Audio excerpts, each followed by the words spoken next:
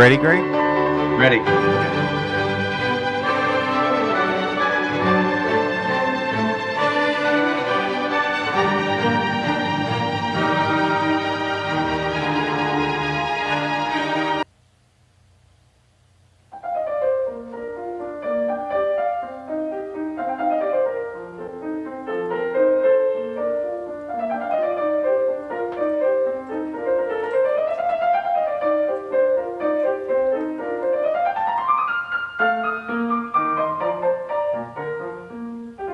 And take it, Greg. Welcome, everyone. It is 6:35 on Monday night, and you are listening to the 223rd installment of the Age Out Angels Radio Hour on www.hamiltonradio.net Channel 2. I'm your host, Greg Rapport. If you're new to the show, and we've been off for like 2 weeks before this. We've had some technical problems, and we're late getting on the air tonight. So thanks for staying with us if you hung in there, and if you didn't, I'm sure you'll catch it later on our YouTube channel. I'm the founder and executive director of Age Out Angels. We provide one-to-one mentors to vulnerable youth for the purpose of coordinating the care and services that they need to thrive. We try to help young people avoid some of the horrible pitfalls that they're likely to face when they don't have a proper safety net. This program is brought to you every week at the same time, courtesy of Doc G, William Saunders, Ruben Rodriguez, and all the fine people here at Hamilton Radio who allow us to use this airtime. It is so good to be back after being off for a few weeks. Ruben is on the big board as always. Robin is producing as always. It's like we put the band back together tonight, Ruben and Robin. So good to have you with me, and so good to have you listening at home and in your cars in New Jersey, around the country, and beyond. Thank you so much for tuning into the show. Please take a moment if you're looking at us on Facebook or YouTube. Hit all the buttons. We need you to like it. We need you to subscribe. We need you to share because we need you. That's why. Together. This is a message that has to be delivered together. No one person, no one entity can do it. It's a message that has to start from the ground and then just move like the beautiful message that it's intended to be. And we need your help to do that. So please pass it along. You know, this is the only place you can come to get the truth about child welfare and community betterment. This is where the whole truth is. What you're going to hear tonight, you're not going to hear on the nightly news. Okay? It's just simply not going to be there. Because tonight, we're going to take a special look at the wealth gap. Specifically, the racial wealth gap. What it is, how it came to this, what we can do about it, perhaps some interesting ideas. May I ask you, before I get into the racial wealth gap, may I ask all of my listeners out there to keep an open mind. I need you to keep an open mind tonight. Nothing that you're going to hear about decreasing the wealth gap is going to affect your bottom line, because it only affects billionaires. Now, if you're a billionaire and you're listening to my show, shit, man, donate some money, you cheap ass bastard. But if you're not, if you're not a billionaire, nothing that I'm going to explain to you tonight is going to hurt you. None of it. Okay? So keep an open mind and listen to some very interesting things that experts have been researching and are beginning to present as viable options to, a situation that we have that is untenable only because it keeps getting worse. And that's what the racial wealth gap is, something that keeps getting wider and wider and wider and wider. And that can't continue. Anyway, let's talk for just a minute about the Bridges to Employment program. Now, remember, this is a program that combines education with career training. Education and career training for youth who are in foster care, or whoever were in foster care between the ages of 16 and 24. So if you were in foster care for 2 weeks and got adopted, it doesn't matter, you would qualify for this. The point here is to work with young people who either haven't graduated high school and doesn't look like they will because maybe they're not going to school like they should be, or dropped out and are around 21, 22 years old and need to come back. Here's the good news. We found a method where if a person works hard 4 hours a week for 8 weeks, they can actually increase their skill ability one full grade level. Let me repeat that in case you can't believe what your ears are telling you. You can increase a full grade level in 8 weeks of hard work. So if you're thinking something like, man, I suck at math, I'll never get out of high school, I'll never be able to do it. Well, guess what? You probably can. You really and truly probably can. Now, some of this is because we are just so brilliant and our methods are so wonderful. And hey, I'm not going to deny that that's a part of it. Okay. But the other part of it is you, and the part of you that you're probably not considering right now is the part that will remember a lot of stuff once you hear it. And that's what happens. You take the diagnostic test and you score in the sixth grade level, but then you start working with a tutor a little bit. And a lot of things that you learned in sixth or seventh grade or eighth grade, whenever it is you dropped out, those things start to come back. And see, when they do, then you can learn a whole lot faster. And when you're working with a private tutor who is just zeroing in on the skills that you need, so you're not in a classroom where you're in a whole kind of a setting where you're trying to, the teacher has to address the middle of the classroom. That's just how classrooms are. That's how group learning frequently is. So the teacher's addressing the middle of the classroom. If you're at the bottom of that classroom, just because, that's where you're coming in at. It's nobody's business, really. But if you're at the bottom of that, it's hard. It's hard to grasp it.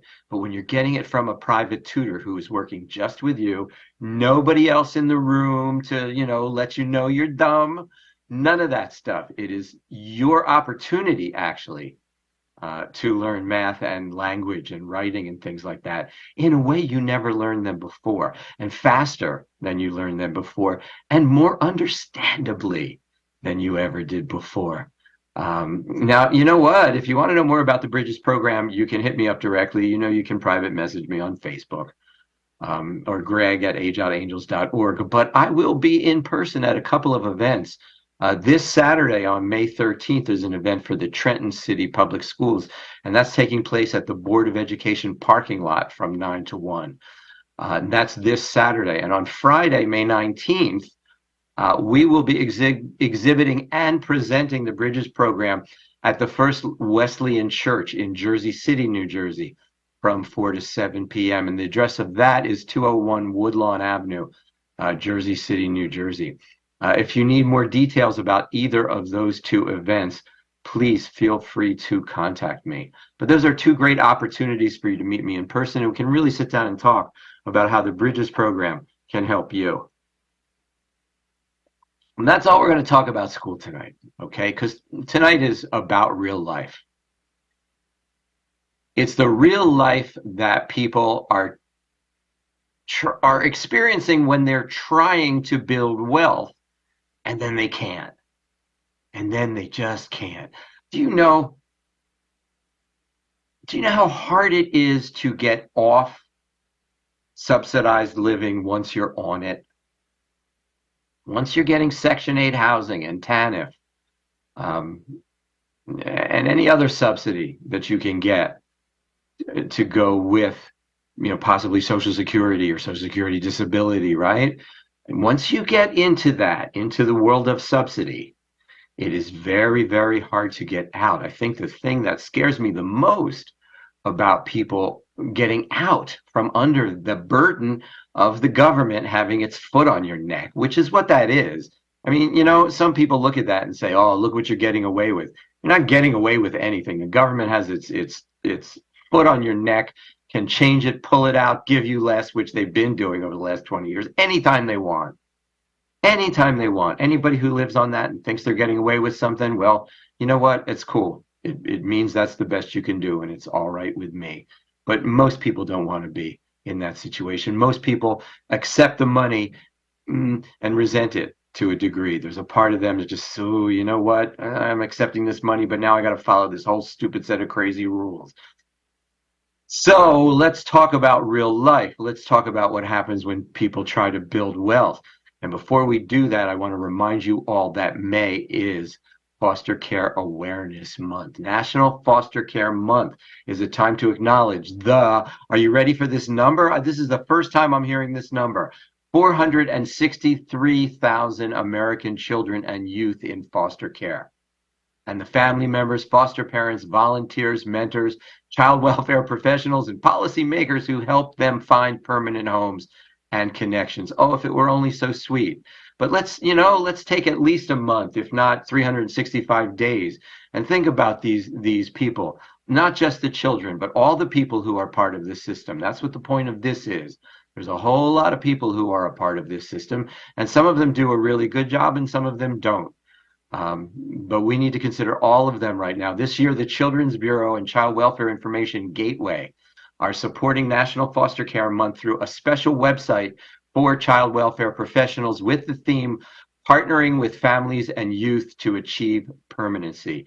That's the whole way now. It's partnering with the whole family. What if we're going to go into a whole family?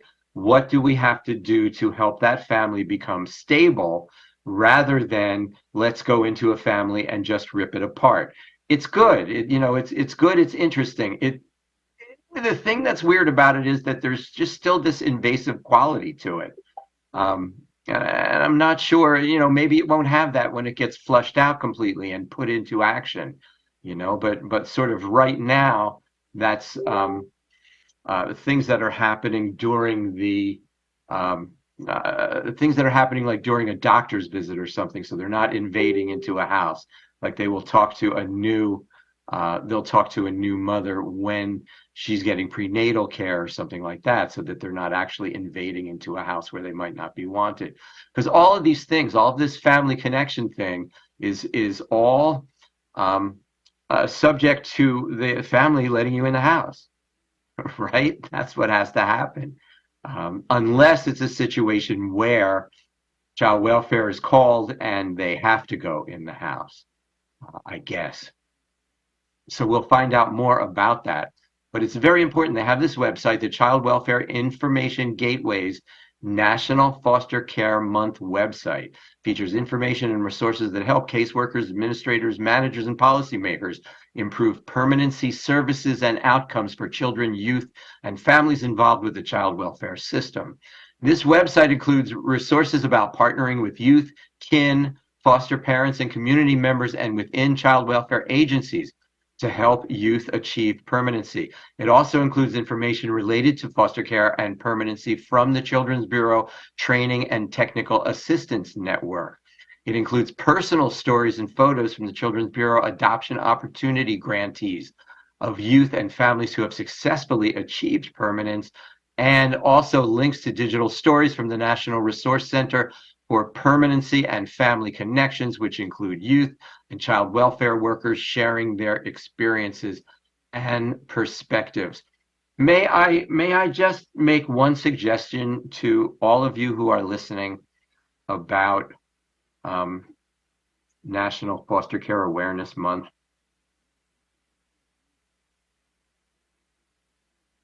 Consider adopting an older child. Consider adopting a teen, an older teen, someone who is 21 and a junior in college. you know um, they need homes still. They need people who care about them. They need people who support them. What do you think? Because someone's 21 and they're officially aged out, they don't need a family who would care about them and support them and possibly love them? Do you think that would be possible? Let's remember that the first priority of the child welfare system is permanency with the biological family. So when a child is removed from a home, reunification is the goal. If you are entering into foster care with the idea of adopting a newborn, it could happen, but when you're getting into that area where you're dealing with the younger children,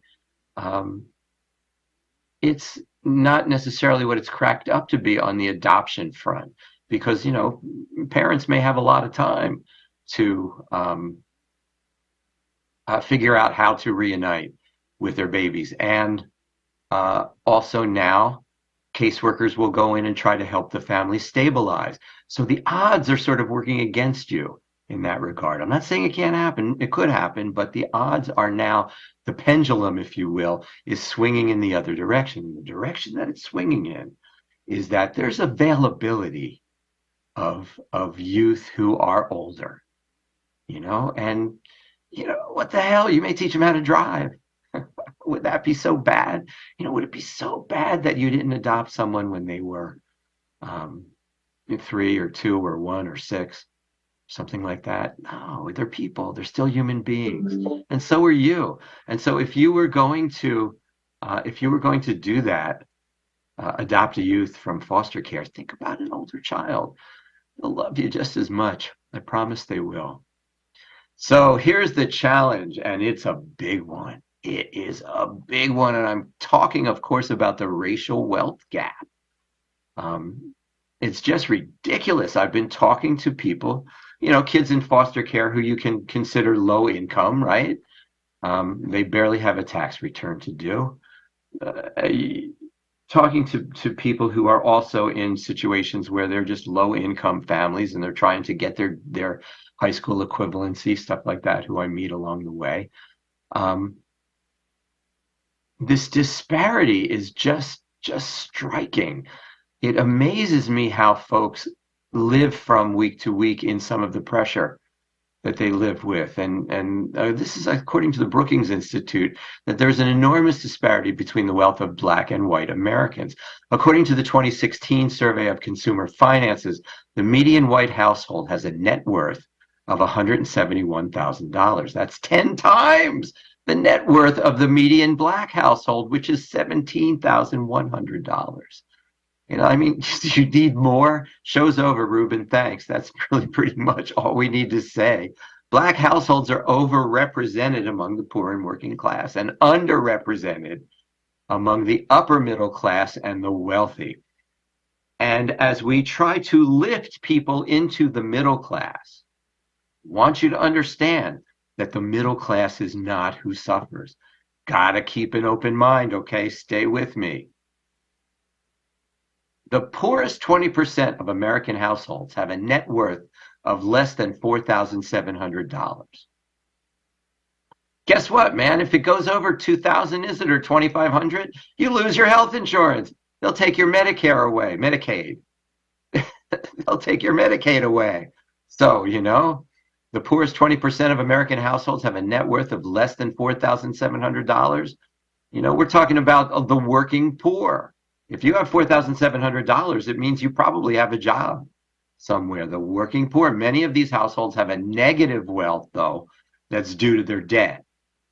Of these households, 25% of the households who have negative wealth identify as Black. The richest 20% of American households have a net worth of more than $500,000. And 3% of those households identify as Black.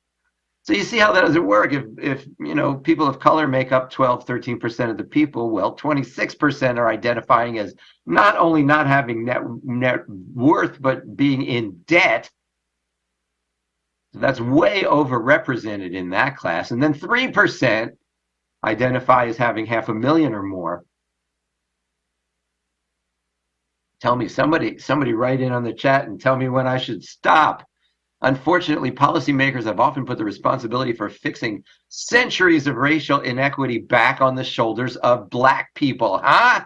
Let's see how that happens, right? For decades, elected officials argued that personal choices explained racial disparities. Personal choices. Why didn't they just pick themselves up by their bootstraps? That's what I did. These claims have been thoroughly debunked, as if they're stupid, as economists Trayvon Logan and Derek Hamilton have demonstrated. This is their quote: greater educational attainment, harder work, better financial decisions, and other changes in habits and practices on the part of Blacks are wholly inadequate to bridge the racial chasm in wealth. Even when Black people have advanced degrees, own their home, have high-paying jobs, and engage in other behaviors associated with asset building, their wealth is typically much lower than their white peers. And I want to stop there for a second because I want you all to understand that what we're doing with Age Out Angels and the Bridges to Employment program is we don't know how to get you into the top 1%, but we represent a lot of people of color, and we are trying very diligently to try to get those numbers up in the middle class. That's what we're working for. We're working towards getting people into a position where they can make somewhere between $50,000 and maybe $75,000, $80,000 a year. If they have student loans or debts, pay them off. Actually have what would be considered a middle class life. That's what we're working towards from an economic point of view. Back to the story.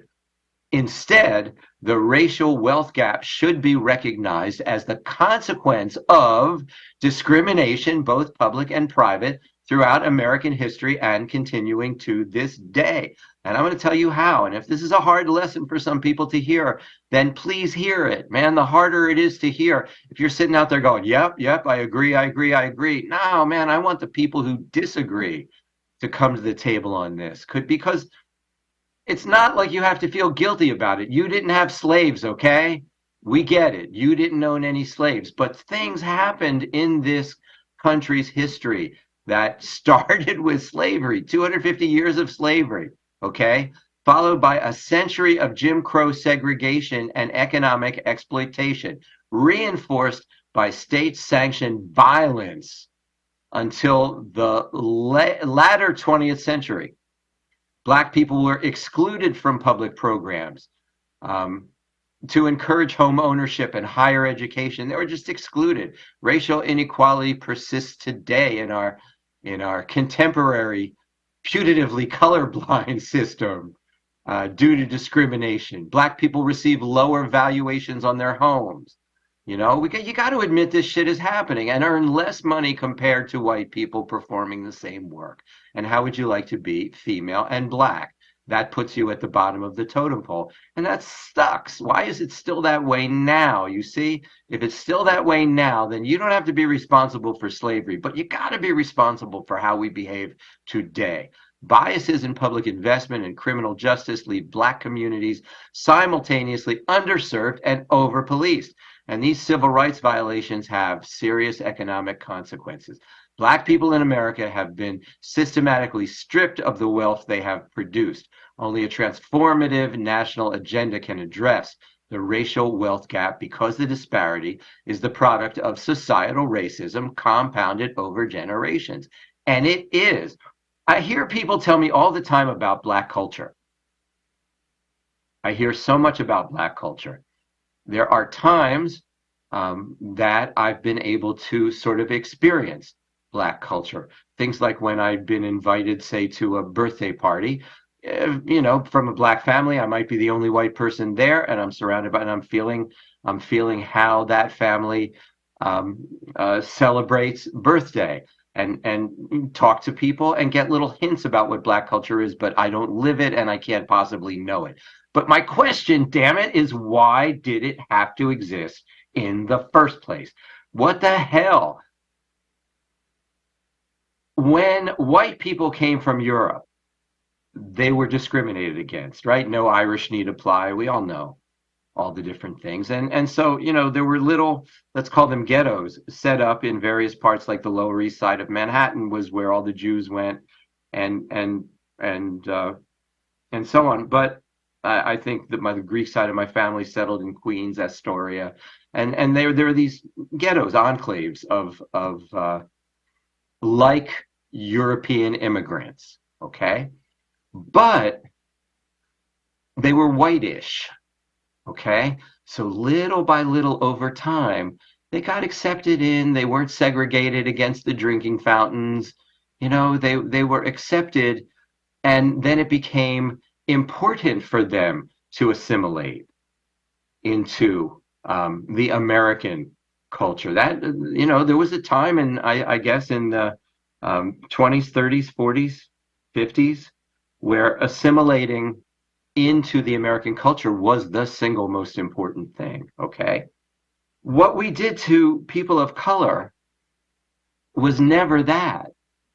We just, we brought them over here and basically screwed them with slavery, and then fought a war, ended slavery, and just screwed them again in different ways. We did legislatively sanctioned screwing of black people. That's what happened. And when I say we, I don't mean you, okay? I don't mean you. Don't worry. You don't have to feel guilty, but you do have to understand that it happened. And when I say we, I mean America.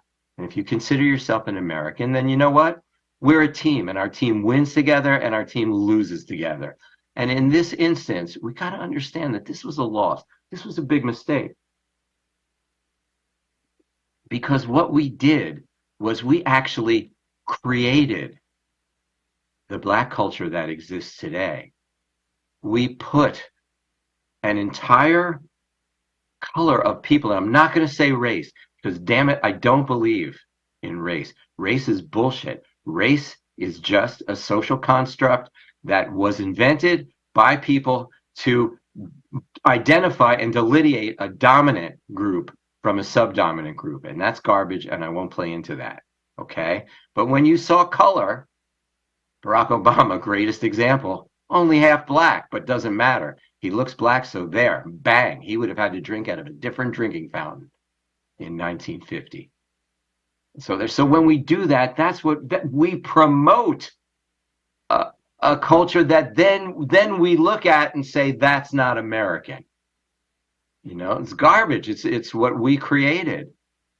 You know, so if there's some way that we can bridge that gap and allow people to come into America fully, and with some supports, providing educational supports, providing some mentoring supports and training supports, so that people can, be a productive part of our culture. Then we have an American culture. Because otherwise, what I feel like we have happening right now is America, but not the melting pot, just a whole bunch of different cultures. And one says, one comes out every once in a while and says, my culture is important. You got to have a holiday for this. And then somebody else comes out and says, this is America. You don't belong having your own holiday. And we just get pitted against each other. It's so dumb. And it's not necessary. So let's talk about how this came about, addressing the racial wealth gap. It's impossible to design any policy agenda that would just fully reverse the effects of centuries of racism. And we didn't invent it, for God's sake. Racism was going on long before. We turned it into an art form. But if you notice, it happens all the time in Europe. That's why a lot of the bombings, used to take place in France and other places where they believe in some real sense of purity of the French culture, and when people of color and people from Arab nations and other places start to come in there, they really get upset about it. And of course, that's stupid too. So a lot more of this, not more. This is something that continually goes on, not just in America. We didn't invent it, okay? But you just need to admit that it happens, okay? And it's been going on for centuries. Justice this long delayed has meant justice denied to generations. But there's a crucial and vibrant conversation occurring today that envisions what reparations would look like. Now, stay with me, all right? Don't turn it off. The most straightforward approach is for the federal government to provide money to descendants of American slaves. In their book, From Here to Equality, William A. Darity and A. Kristen Mullen have proposed a detailed program that addresses eligibility, total outlay, payment mechanisms, and oversight of a potential reparations policy. All right? Now, that's an interesting approach and should be considered. The top of my mind, I think, a mistake that we always seem to make when we have a problem is we think we can solve it just by throwing money at it. All right? So you'd really have to see that plan flushed out, because if it is, fill out a whole bunch of paperwork, and if you can prove you're the descendant of slaves, we'll give you $5,000. Go start your own business. That's not going to work. It's just a total failure waiting to happen. And right now, with inflation running wild and a recession looming on the horizon. I can't imagine an economist who would be in favor of pumping money into the economy right now. That's exactly what the Fed is trying to avoid by raising the interest rate every so often, okay? So there are many other economic policies that are also commonly suggested to reduce the black-white wealth gap.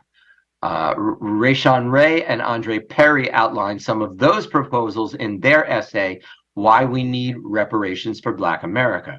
In addition to direct payments to descendants of slaves, Ray and Perry looked to a variety of programs to fund college education, forgive student loans, and promote home ownership and entrepreneurship in the Black community.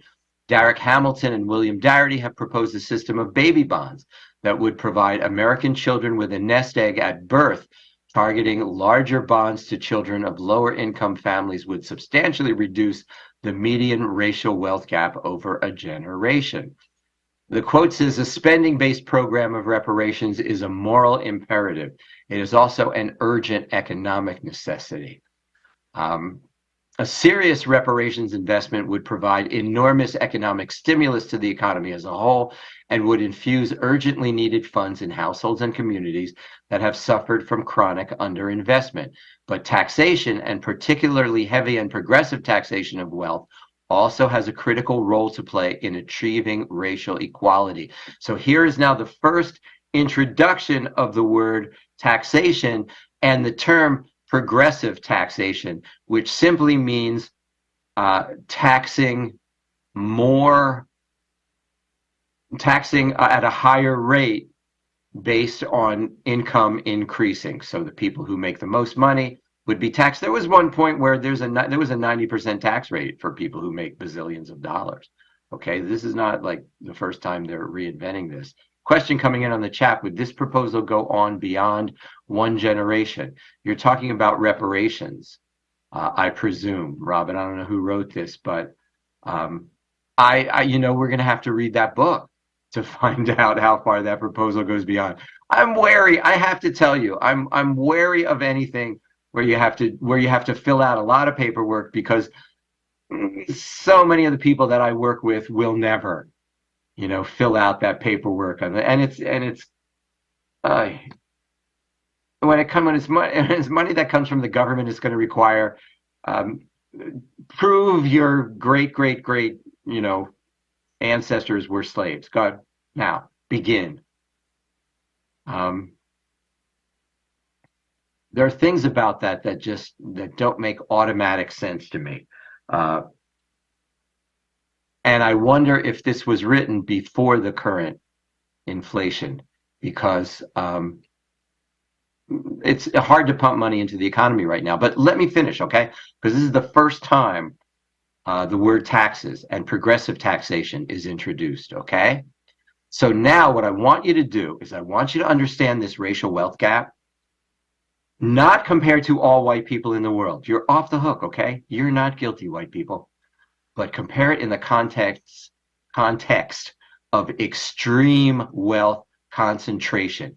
Where's the concentration? Where's all the money? It's not with the white middle class. It is a striking fact that the 400 richest American billionaires with a B have more total wealth than all 10 million Black American households combined.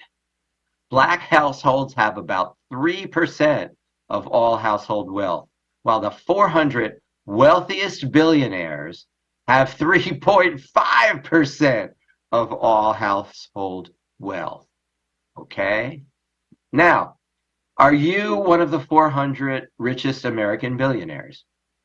If you are, you got a lot to worry about in the next thing that I'm about to say.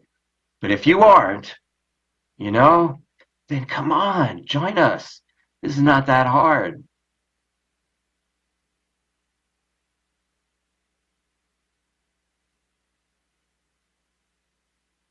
So, understanding that full disparity between the fraction of wealth held by Black people and their percentage of U.S. population, Using data from the Federal Reserve's 2016 survey of consumer finances, if Black households held a share of the national wealth in proportion to their share of the population, it would amount to $12.68 trillion of household wealth, rather than the actual sum, which is $2.54 trillion. And that includes the wealthiest Black people among us as well. The total racial wealth gap is over $10.14 trillion. That's the difference between the wealthiest white Americans and the average Black American. Cheers. Second, the rough wealth parity between 400 billionaires and 10 million Black households also indicates the extreme and extremely racialized wealth concentration that exists in the contemporary United States. A small fraction of Americans holds most American wealth. A small fraction of white people hold most American wealth. They're almost exclusively white. So although white households are on average wealthier than Black households at every income level, the vast majority of the total racial wealth gap in dollar terms is at the top. So relax, middle-class white people. You're off the hook. Yeah, you know, when coming from a trauma background, ooh, it can be hard. It can be really, really hard to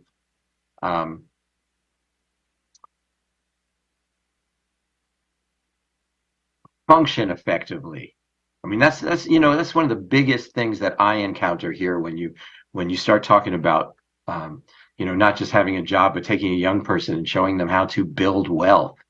When children come from a trauma background, it's really hard. It's hard for them to function. And so just getting them to function, thinking that they could just pull themselves up from their bootstraps, it's an impossible task. Okay, so let's recap. American household wealth is held by the top 1% of households. Within the top 1% of households, less than 1% of those identify as Black. Even the wealthiest Black households, moreover, are less wealthy than the wealthiest white households. According to the Forbes 2020 list, the 571 white billionaires, who make up 93% of all billionaires, have about $2.8 trillion in personal wealth. This is 96% of all billionaire-held wealth and more than 3% of the total household wealth in the United States. I mean, it's gotten to a point of such ridiculous excess, okay? Like there should be 80 Black billionaires right now, and there just aren't. It's as simple as that. And the point is not simply that billionaires need more billions or that America needs more billionaires. On the contrary, the point is closing the total racial wealth gap is exceptionally difficult without, are you ready for me now? Without reducing the concentration of wealth among a small class of almost exclusively white people. Even equality of total wealth would not be real parity, moreover, if white people continue to be immensely overrepresented among the very rich, whose economic and political power is both quantitatively and qualitatively different from that held by most Americans. And what that means is these are the MFers who are setting the rules. They are making the rules that keep everybody else underground. So where are we on this, huh? Racial justice requires heavy taxes on that concentration of wealth, not your wealth. You know the concentration of wealth I'm talking about? In 2017, Congress and the president at that time, who was President Trump, passed the tax cut. They called it the Tax Cut and Jobs Act. And they did this amazing bazillion-dollar tax cut on inheritances for the super wealthy, okay? And that tax cut lasts forever. That's on the books. You'd have to repeal it to get it out. Then they did a tax cut to average people that I think was a 2-year or 3-year deal, and that had what they called a sunset. The word that they use now, sunset, because it's such a pleasant word and doesn't make you feel that you're totally screwed when it ends, which is what happened. So 2-3 years later, it's over. You can't take this tax break anymore, middle-class white people and working-class white people. You can't take that anymore, people of all colors. You are screwed, but the people who took advantage of that unbelievable inheritance gift from the government, they get that forever. Okay? That's why that divide keeps increasing, that gap. And the only way to close it is to get the money from there. That's how you close that gap. Because you can do all the other garbage you want to do, and you can't close that gap because that's where the money is. And as long as you can't take it out of there and it just keeps increasing and increasing, you never get to close that gap. Okay? So, I mean, this is where we are as the result of centuries of discrimination and exploitation. Taking into account the distribution of total racial wealth gap, it's clear that racial justice requires progressive taxation. That's where they're going with this. A first step would be to reverse the slide towards regressivity. Regressivity means going back to some old concepts that are just benefiting the super wealthy. Which characterized by the American tax code in recent decades. Top marginal income tax rates have fallen from a peak of 92% in the early 1950s to 37% today. The income tax rewards wealth over work by taxing income from ownership at much lower rates than income from salaries. In some, tax rates actually go down for the very rich. How do you like that? Additionally, the U.S. tax code is not race neutral in its overall effects. This is from political scientist Chris Farrisee. Tax expenditures disproportionately help upper middle class whites. Tax advantages for home ownership amount to a racial subsidy for white families, while local property tax assessments are systematically biased against black homeowners. Legal scholar Dorothy Brown notes that black families are more likely to pay a marriage penalty. In addition, there are tax privileged workplace retirement plans, which fewer black people have access to, and tax benefits for the elderly, which fewer black people receive due to shorter life expectancy. There's a domino effect here. I mean, this is not just about the moment, it's about the whole lifespan. Low income people of color are also targeted for audits, and states have come to increasingly rely on fees and fines, which are extremely regressive and linked to discriminatory policing. In other words, tax policies compound the discrimination and exploitation that black people experience in hiring, housing, education, wealth, and other aspects of life. Now, reversing these policies and top-heavy tax cuts, like the 2017 Tax Cut and Jobs Act. That was a top-heavy tax cut, what it was. That would help ensure that the tax code does not exacerbate racial inequity.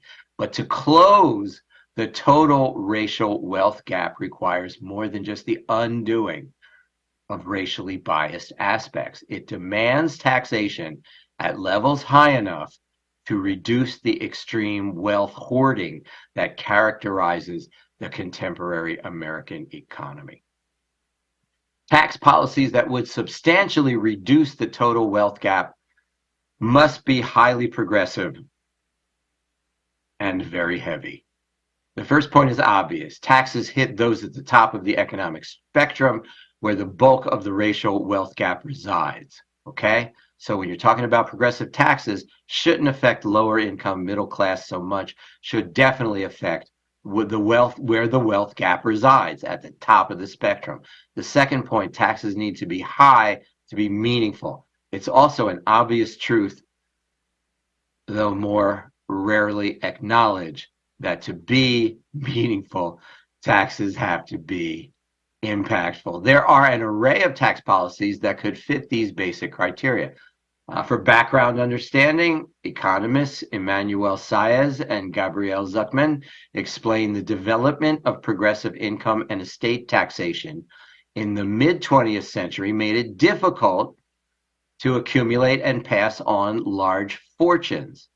When these policies were reversed in the late 20th century, so we're talking about the latter part of the 1900s, the economic elite found they could amass and transfer to their heirs a larger and larger share of wealth.